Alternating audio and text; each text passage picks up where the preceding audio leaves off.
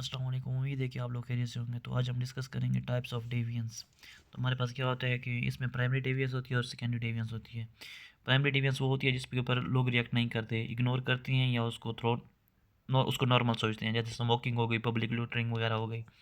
जो सेकेंडरी डेविएंस होती है ना, ये हार्मफुल होती है और ये स्ट्रिक्ट होती है।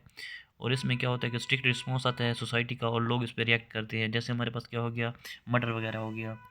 फिर हमारे पास डेविएंस क्या होती है, ये वायलेशन ऑफ नॉर्म्स होती है। जो क्राइम होता है वो वायलेशन ऑफ लॉ होता है। जैसे हमारे पास जो है ना, वेयरिंग शॉर्ट्स में be deviance in some remote areas of के पंजाब एटसेट्रा। तो ये हमारे पास डेविएंस हो जाएगी। और जो क्राइम होता है वो हमारे पास क्या होता है, वायलेशन ऑफ लॉ होता है। हमारे पास forms of deviance, Peter and Hopkins are of the view that no formal state institutions can play an effective role in hindering the deviance in any society, as to the fact that institutions or governments are governed by certain rules, laws, and regulations. Henceforth, no framework can be brought in place to check the violation of societal norms, values, and ethics. Causes of deviance हमारे पास क्या होती है, individual भी हो सकता है, जैसे religious theory, biological theory and psychological theory, इसकी थ्योरीज हैं। फिर काजेज ऑफ डेविएंस के ऊपर दूसरी हमारे पास सोसाइटी होती है जिसके ऊपर ट्रांजिशनल, नेबरहुड या लेबलिंग अप्रोच होती है।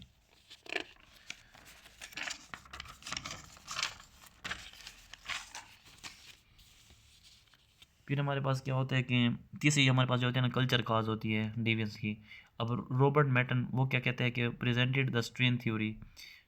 उसने डेविएंस के लिए क्या की, डेविएंस टाइपोलॉजी के लिए स्ट्रेन थ्योरी दी।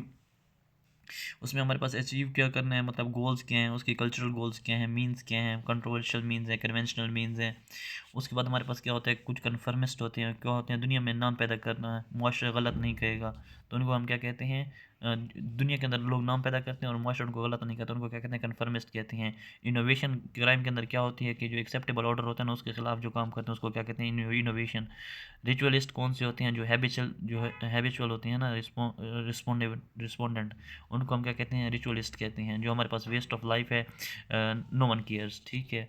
और जो हमारे पास रेटरिटिज्म होता है ना, वो जो ज़िंदगी से तंग आकर ज़िंदगी को बोझ समझते हैं, जैसे ड्रग अब्यूज़र्स वगैरह, वो खौफ होता है या फिर वो अपने आप को मार देते हैं या खुदकुशी कर लेते हैं, तो उनको हम क्या कहते हैं, रेस्ट्रिक्शनिज्म कहते हैं।